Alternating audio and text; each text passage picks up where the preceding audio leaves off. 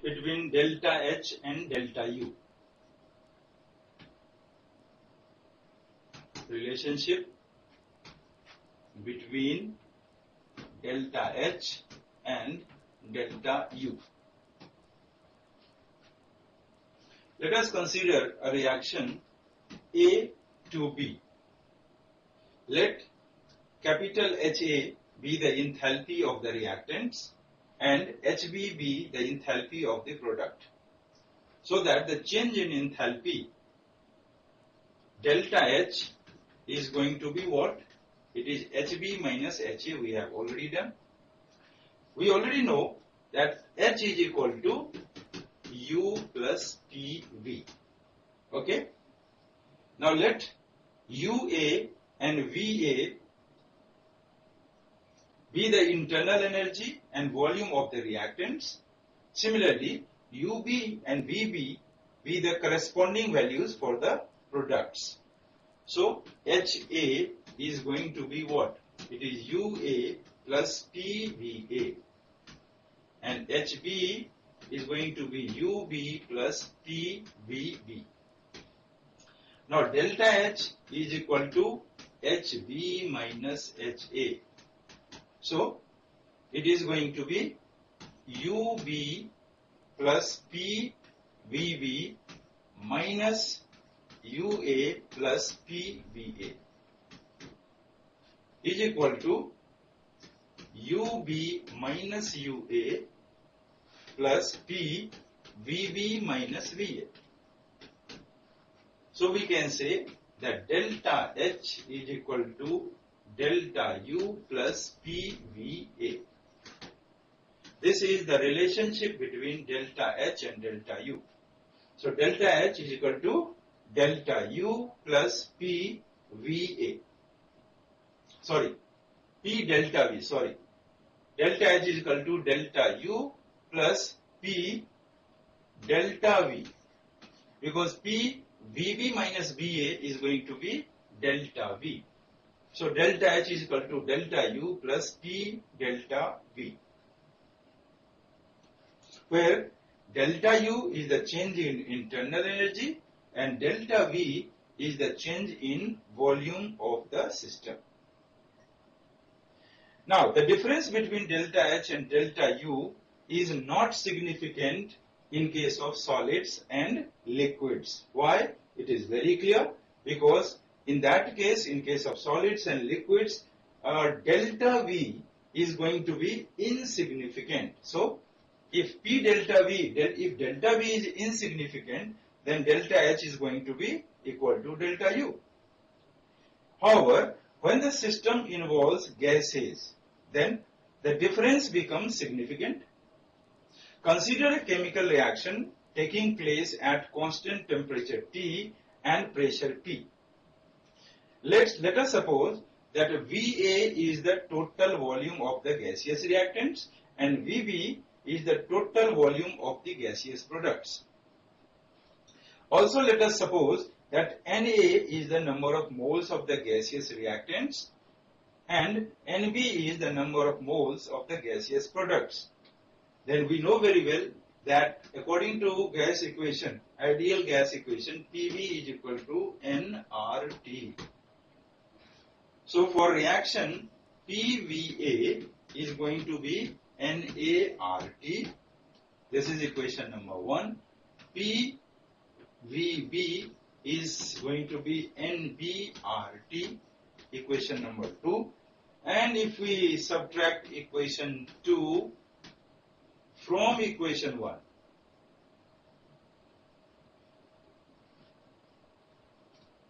if we subtract equation 2, if we make equation 2 minus equation 1, okay, then what happens is VB minus VA is going to be NBRT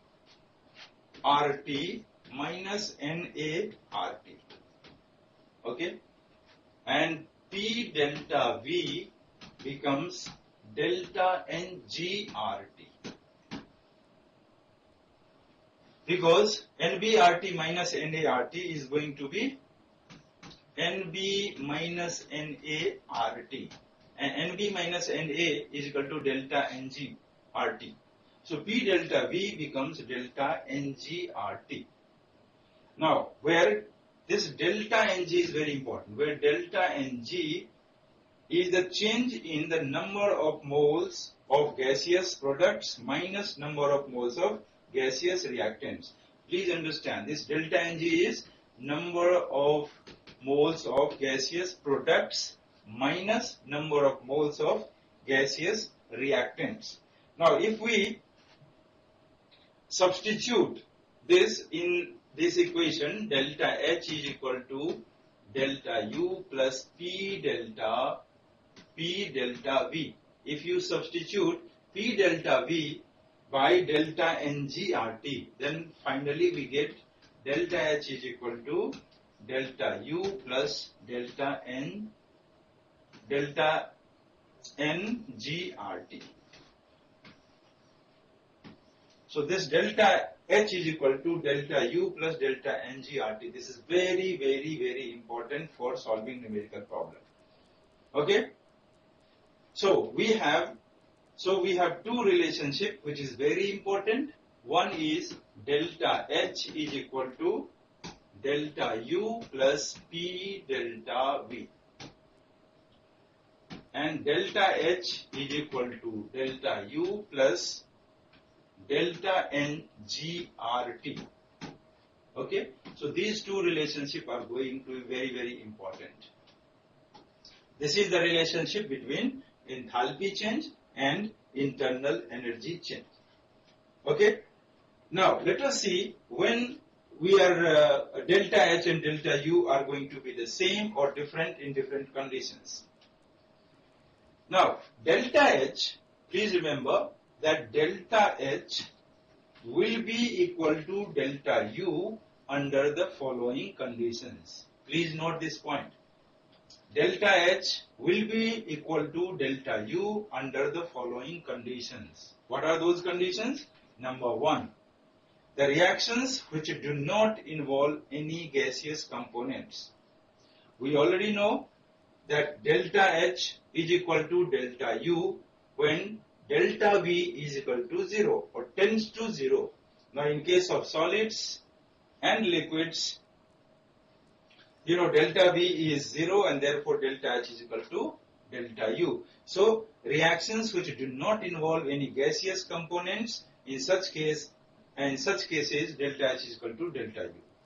Then number two, reactions carried out in a closed vessel of fixed volume, where delta V is equal to 0. Again, delta H is equal to delta U plus P delta V. If delta V is equal to 0, it means delta H is going to be delta U. Then third, the reactions which involve gaseous reactants and products, but there is no change in the number of moles of the gaseous components. Okay, suppose we have H2 plus I2 is equal to 2HI. Now if you calculate delta Ng, it is going to be 2 minus 2, so it is 0. And when delta Ng becomes 0, then according to the equation, delta H is equal to delta U plus delta NGRT. Delta NGRT is going to be 0, so again delta H becomes delta U. Similarly, H2 plus Cl2, H2 gas.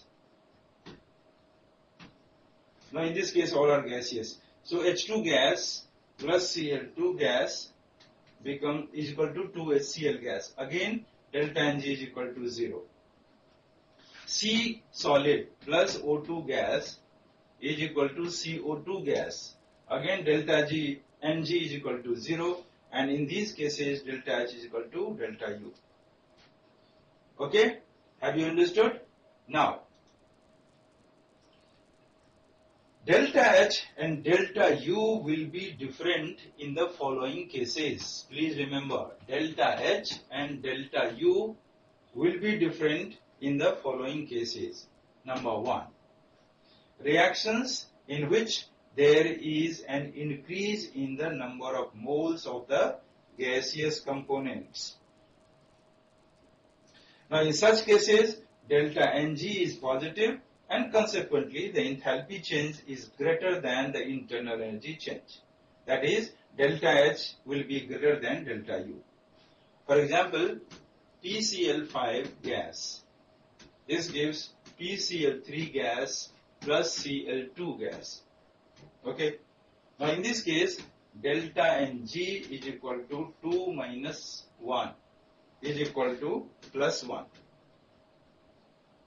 Similarly, we can have C solid plus half O2 gas. This is equal to CO gas. Okay. Now delta Ng in this case will be what? 1 minus half, that is plus half. So in these cases, delta H will be greater than delta U. The second case is the reactions in which there is a decrease in the number of moles of the gaseous components. Now in such cases, delta Ng will be negative and consequently delta H will be less than delta U. Example, very important example is N2 gas plus 3H2 gas give 2 NH3 gas. Now in this case, delta Ng is equal to 2 minus 4 because 1 mole of nitrogen and 3 mole of hydrogen. So 2 minus 4 is equal to minus 2. So obviously in this case delta H is less than delta U.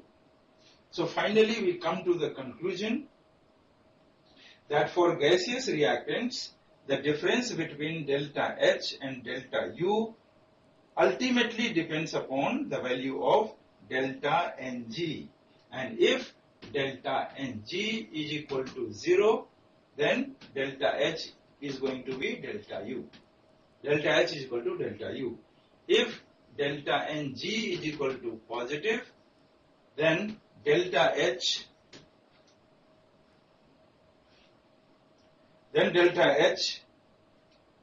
is greater than, if it is positive, then delta H is greater than delta U. And if delta Ng is negative, then in that case delta H is less than delta U.